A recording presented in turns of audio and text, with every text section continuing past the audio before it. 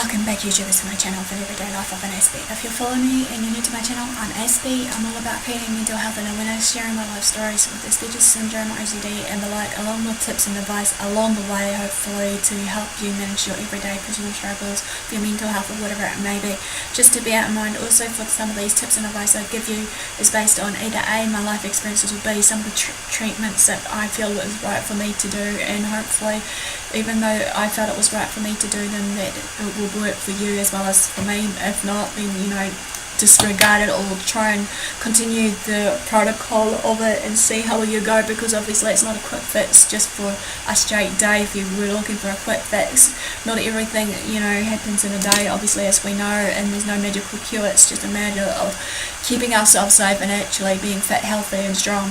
So it has been brought to my attention, obviously, while I'm on here, that I'm bringing up some of the narcissists versus psychopath versus sociopath kind of behaviours kind of video series that I'm going to bring out, as well as some different types of abuse series and whatnot. Obviously, yes, as I said so many times before, I'm going to probably get a lot of hate from this or what have you, or backlash, but I feel in my heart to share these because obviously someone needs to hear this, obviously, because this is real and it does exist 9 times out of 10 more often than not behind closed doors, and not many people are reaching out and actually speaking out their stories or whatever of survival or whatever it may be. So hopefully I'll be their voice, because obviously I've experienced some of this in the past, so to speak, and that I am now just at that point to share these with you, obviously, because I want this as an awareness and understanding, actually, obviously, to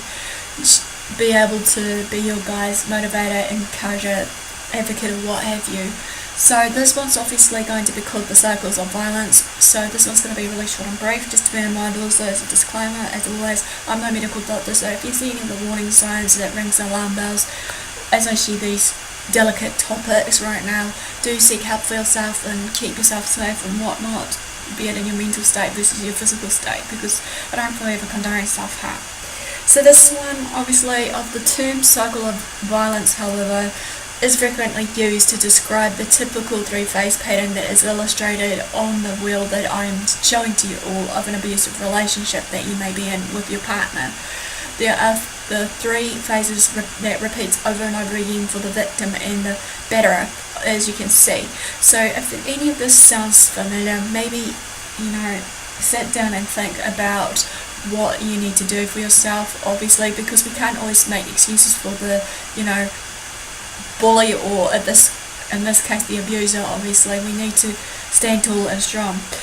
Obviously, for this cycle of violence, however, has been frequently been heard over multiple generations as children who has witnessed the cycle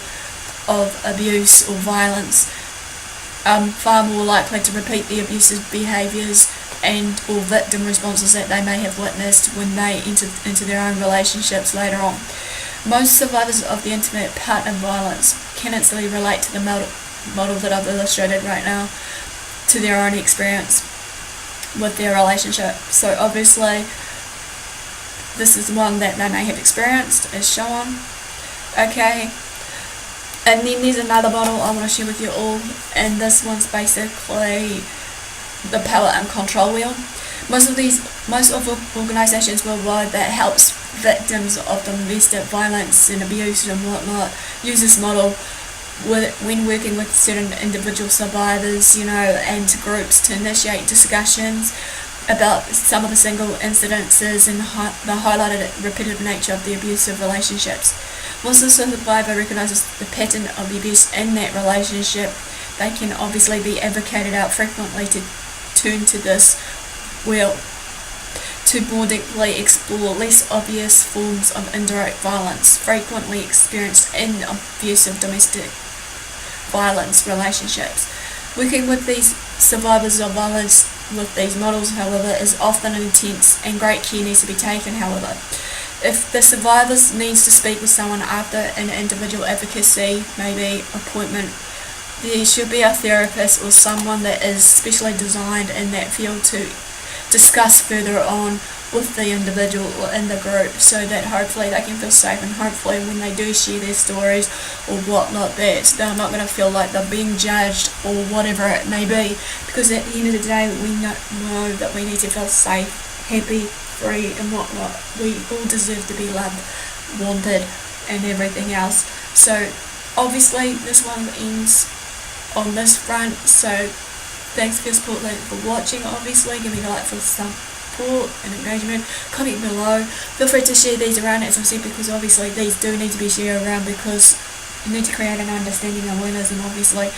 this needs to be addressed. Obviously I feel anyway of some of the stuff I'm sharing, even though it may be a touchy subject for some, but that's okay, because hopefully, as for me, even though it is touchy for me, I'll be brave enough and bold enough to actually make a stand and actually say enough is enough, especially for the ones that are still probably facing this dilemma on their own. When you know you're not alone, seek help when you can, if you can. So also don't forget to subscribe to my channel, follow me on my social media sites, feel free to turn on the notification bell so that you know what's going down with me, so that you know what's going to happen next and everything else. Feel free to private message me if you ever need or have to, either through Facebook or my AspieAnswersAll or through YouTube if you feel that you want someone to talk to. Like I said, I'm opening up as much as I can of this topic and more as a discussion and whatnot, because obviously we need to hopefully either A, talk it out, or B, be able to know the signs before it's too late. So, and all for the guys, do what you love